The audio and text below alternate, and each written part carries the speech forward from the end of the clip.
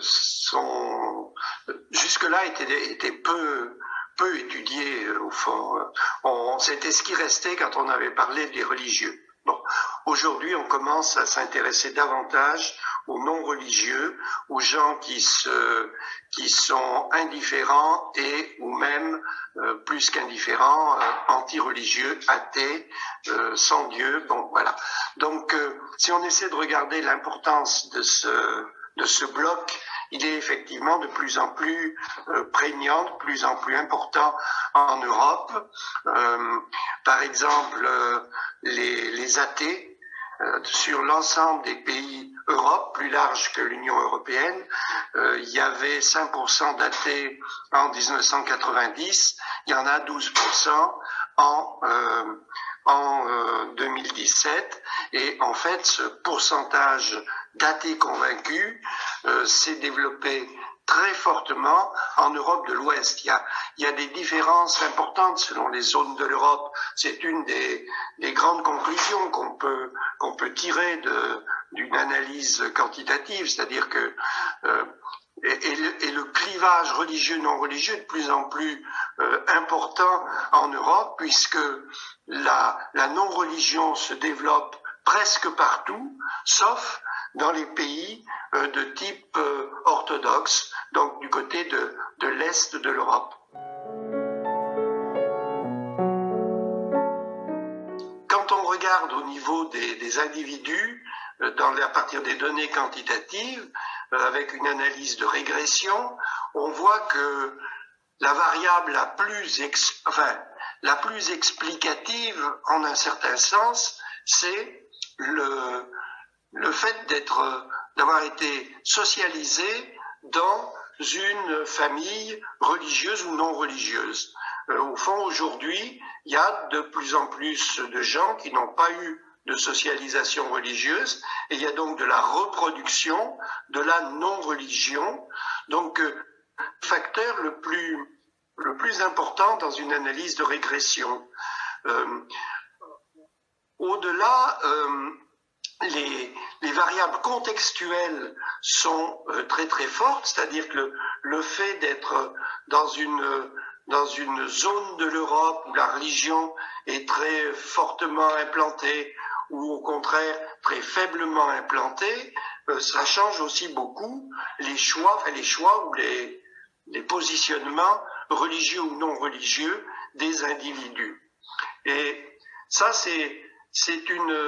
on va dire que on voit des processus, on commence à comprendre le pourquoi. En même temps, le pourquoi, si on regarde plus loin, par pays, il y a quand même de grandes différences selon que le pays non seulement est d'origine catholique, protestante, orthodoxe, mais selon que le niveau de développement et d'éducation sont ou ne sont pas importants. C'est-à-dire que plus un pays est développé, plus les valeurs d'individualisation, d'autonomie de l'individu sont développées, et plus aussi la sécularisation est forte. Donc ça, je dirais pour moi l'explication la plus fondamentale. En termes dans chaque pays, le niveau de diplôme ou la position sociale ne joue pas énormément. Quand on regarde la position sociale globalement à l'intérieur d'un pays, on voit que les peu diplômés, les défavorisés, sont légèrement plus religieux, mais les différences sont relativement minimes.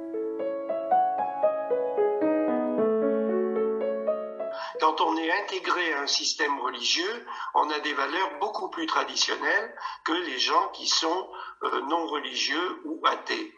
Donc les athées et les non religieux sont beaucoup plus individualisés, c'est-à-dire qu'ils valorisent beaucoup plus l'autonomie de l'individu que les religieux. Les religieux ont le culte du devoir.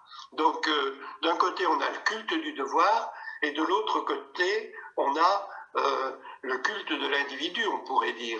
Donc, individualisation et sécularisation sont très liées, et donc cette dimension conséquentielle, ça se voit sur toute une série de domaines qui sont pas seulement des domaines, qui sont à la fois des domaines privés, des domaines publics, c'est-à-dire que la conception de la famille est très différente selon les positionnements non religieux ou religieux.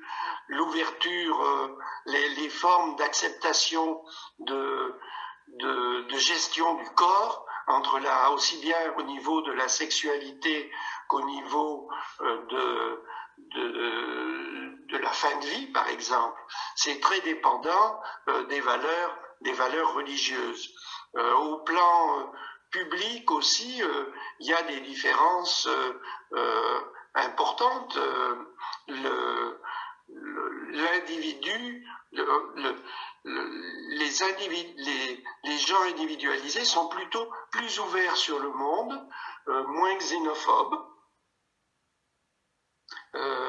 donc plus ouverts sur le monde et donc plus humanistes d'une certaine manière. C'est une thèse que certains sociologues ont bien développée. L'humanisme et la sécularité ou le sécularisme vont relativement de pair.